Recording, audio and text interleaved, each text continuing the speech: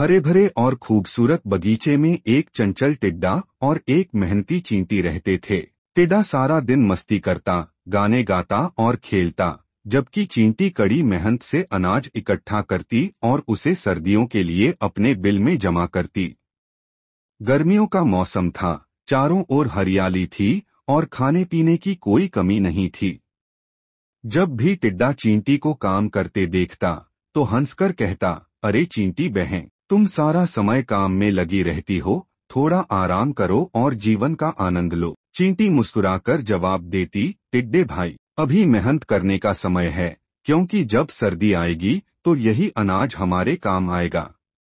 लेकिन टिड्डे ने उसकी बात को नजरअंदाज कर दिया और अपना समय खेलकूद और मस्ती में बिताता रहा। कुछ महीनों बाद ठंडी सर्दियां आ गईं, बगीचे से हरियाली खत्म हो गई और खाने के स्रोत कम हो गए।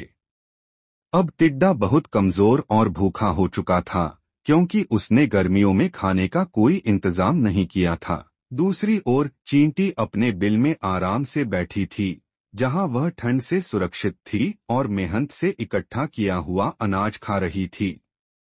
भूख से परेशान होकर टिड्डा चींटी के दरवाजे पर गया और विनती करने लगा, चींटी बहन, मैं बहुत भूखा हूँ, कृपया मुझे खाने के लिए कुछ दे दो। चींटी ने दयालुता से कहा, मैं तुम्हारी मदद जरूर करूंगी, लेकिन याद रखो, मेहनत और समझदारी ही सफलता की कुंजी है। अगर तुमने गर्मियों में मेहनत की होती तो आज तुम्हें यह दिन नहीं देखना पड़ता। टिड्डे ने अपनी गलती मान ली और वादा किया कि वह भविष्य में मेहनत करेगा और समय बर्बाद नहीं करेगा।